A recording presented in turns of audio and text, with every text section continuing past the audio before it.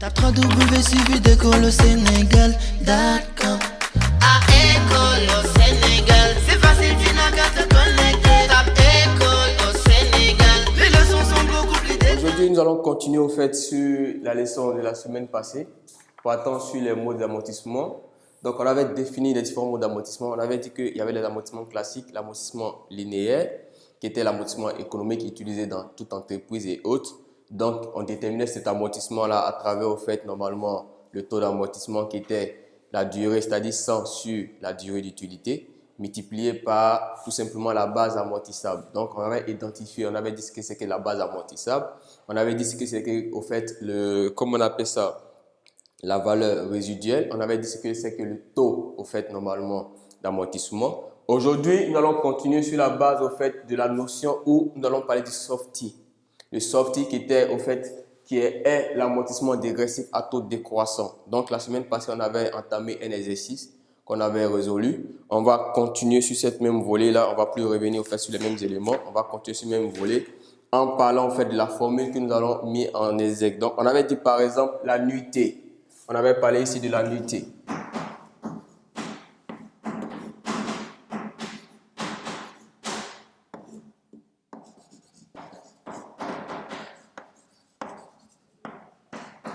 La nuitée d'amortissement qui était égale à cette formule-là, 2V, facteur de N plus 1, moins P.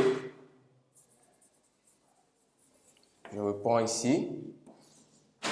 2 fois V, facteur de N plus 1, moins P.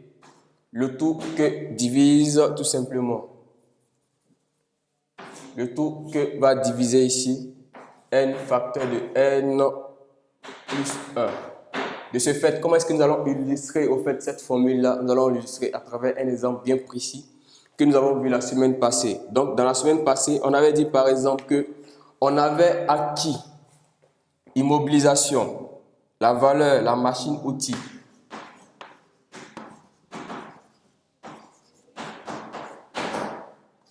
La valeur d'entrée était de 550 000. La valeur résiduelle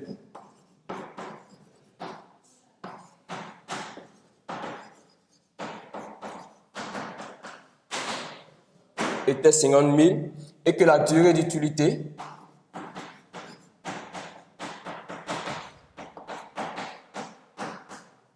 était simplement de 5 ans. Donc, lorsqu'on a défini au fait le taux, parce que là on parle de taux décroissant, nous allons mettre la notion sur le taux décroissant. Ce décroissant là, qu'est-ce qu'on a signifié? On a dit que le taux décroissant se calculait tout simplement en faisant le nombre d'années restant à courir, jusqu'à la fin de la durée d'utilité de ce bien-là sur la somme des numéros d'ordre de l'ensemble des années. Donc, qu'est-ce que cela signifie? Par exemple, lorsque vous avez la durée d'utilité qui est égale à 5 ans, le nombre d'années restant à courir égale à combien? Donc, de ce fait-là, vous allez prendre par exemple la dernière année qui est de 5 ans, vous allez additionner par le nombre d'ordre. Ce nombre d'ordre-là, le 5 est composé de combien d'ombres? Donc, vous avez 5 ici, par exemple, qui est égal à 1 plus 2, qui est égal à plus 3, plus 4 et plus 5. Ce qui va nous donner aussi 15. Donc, au dénominateur, vous allez avoir tout simplement 15. Au numérateur, vous allez répondre le nombre d'années en fonction des ordres. Donc, nous allons partir au fait, tout simplement, nous allons partir ici de la droite vers la gauche. Nous allons partir de la droite vers la gauche. Donc, lorsque nous parlons de la notion d'amortissement à taux décroissant, il faudrait faire le nombre d'années restant à courir jusqu'à la durée totale d'utilité du bien sur la somme des numéros d'ordre de l'ensemble des années. Donc, pour avoir la somme des numéros d'ordre de l'ensemble des années, il faudrait faire additionner. On a par exemple 5. On a dit que notre durée d'utilité est de 5 ans. Donc, pour avoir le numéro d'ordre, on commençait par 1 jusqu'à 5. Donc, on additionne les ensembles, les numéros d'ordre, en commençant par 1 jusqu'à 5. Donc, on a 1, plus 2, plus 3, plus 4, plus 5.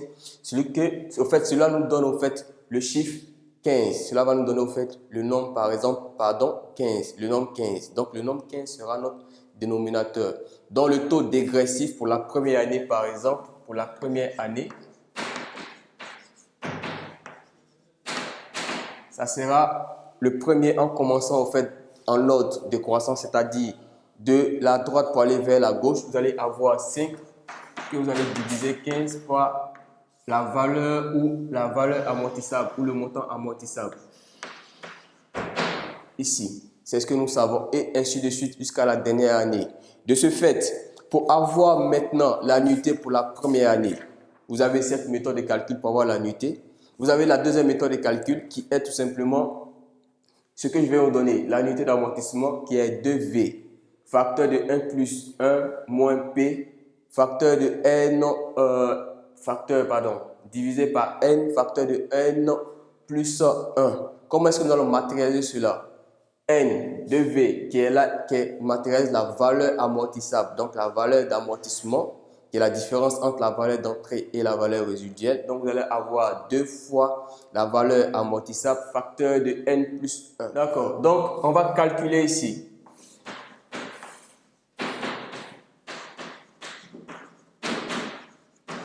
La valeur amortissable.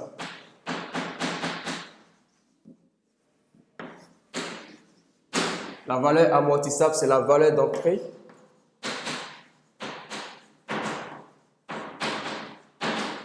diminuée de la valeur résiduelle, moins la valeur résiduelle.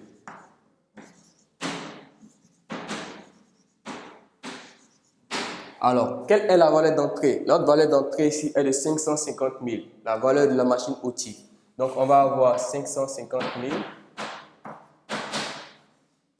moins la valeur résiduelle qui est 50 000. On rappelle que la valeur résiduelle, c'est une valeur estimée qui est censée représenter la valeur au fait dont le bien sera revendu sur le marché après sa valeur d'utilité. Donc, lorsque l'entreprise décide simplement de sortir le bien de ses immobilisations, elle peut revendre au fait cette valeur-là à la valeur du marché qui est la valeur d'utilité. On a dit que la semaine passée que la valeur d'utilité est une valeur estimée par l'entreprise, la valeur à laquelle sera revendu le bien après utilisation par cette entité. Du coup, on a dit que la valeur d'entrée est de 550 000, sa valeur résiduelle est de 50 000. Donc, la valeur amortissable sera égale à 500 000. De ce fait, pour avoir notre première annuité d'amortissement, en fonction de la formule que nous avons mis ici, formule ici, annuité,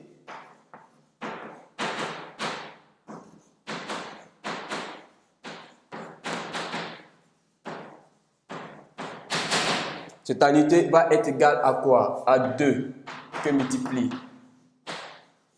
500 000 facteur de 5, on a dit N. N, c'est la durée d'utilité. On a dit que N était la durée d'utilité, était égale à 5 ans. Donc, facteur de N, donc ça fait 5 plus 1 moins P. Alors, P ici, qu'est-ce qui va représenter P? P, c'est la valeur 1. Donc, en tant que 1 plus 1, donc P, ça sera au fait la valeur 1. P va prendre la valeur 1. Donc, ça sera 5 plus 1 moins 1.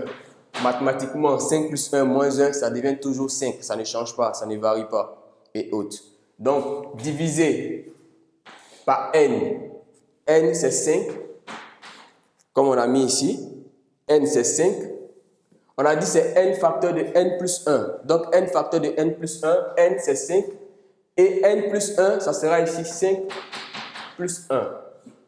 Et autres. Donc, lorsque vous calculez 5, 2 multiplié par 500 000, facteur de 5 plus 1 moins 1. Donc, cela va nous donner ici annuité.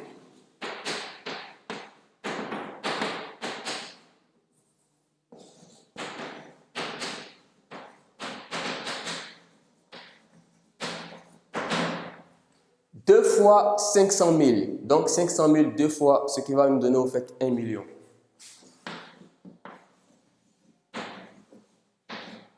Donc, vous avez 1 million que vous allez multiplier par 5, que vous allez diviser par 5 ici, multiplié par 6.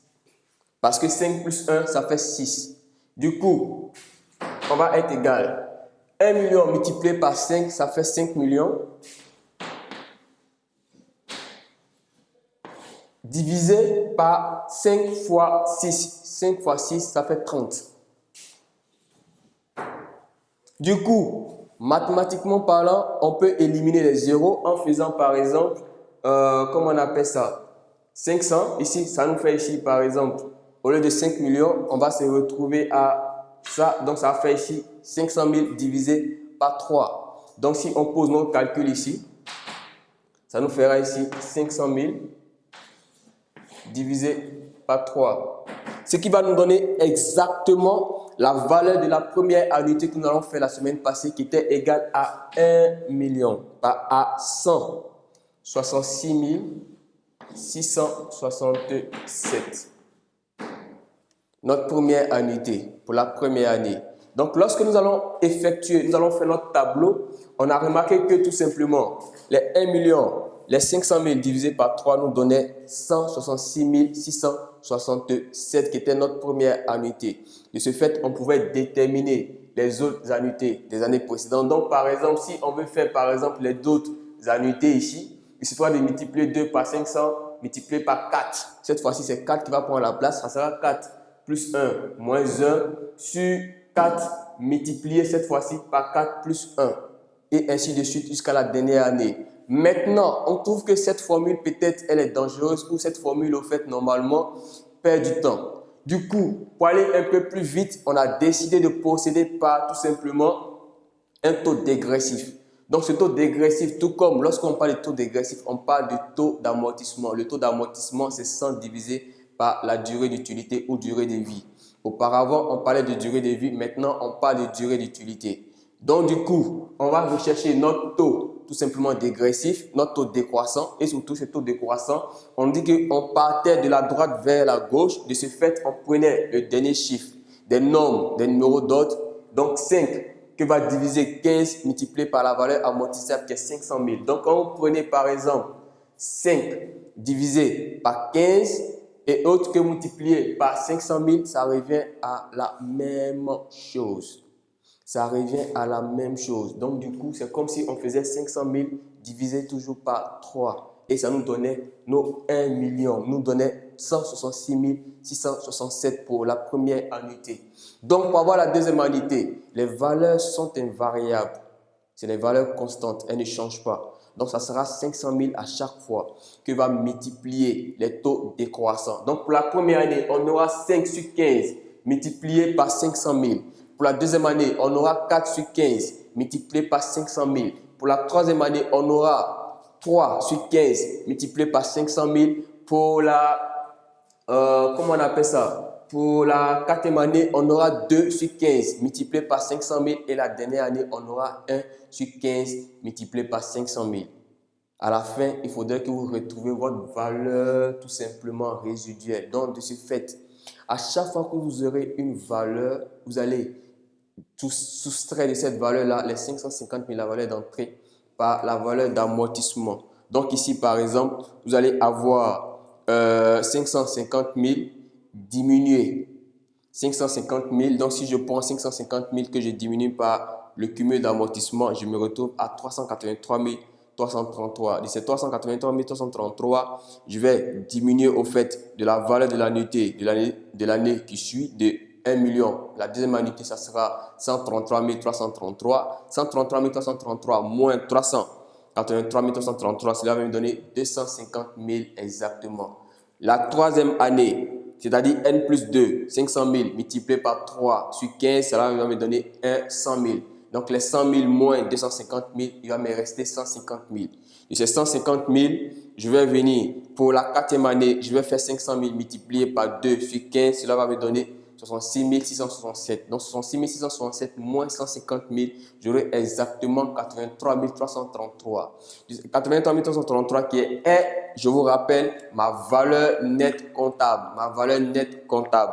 De ce fait, de ces 500 000, je vais faire 500 000 multiplié par 1 sur 15, donc ça fait 500 000 divisé par 15. Je vais me retrouver avec la valeur de 33 333. Donc, 33 333 moins 83 333, je me retrouve exactement à ma valeur résiduelle qui est de 500 000. C'est ce que nous avons vu la semaine passé.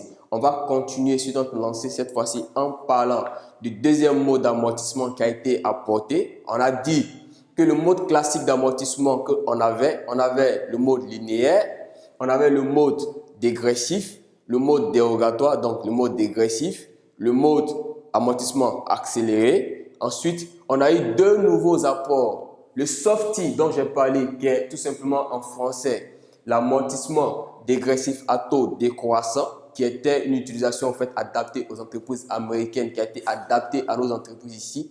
On dit qu'on utilise ces amortissements pour les besoins de l'entreprise. Donc, si dans votre entreprise, vous sentez le besoin d'utiliser le softy au lieu de place de l'amortissement classique, qui est l'amortissement linéaire économique, ou l'amortissement dégressif, qui est l'amortissement fiscal, ou l'amortissement accéléré, vous pouvez l'utiliser en fonction des besoins de votre entreprise.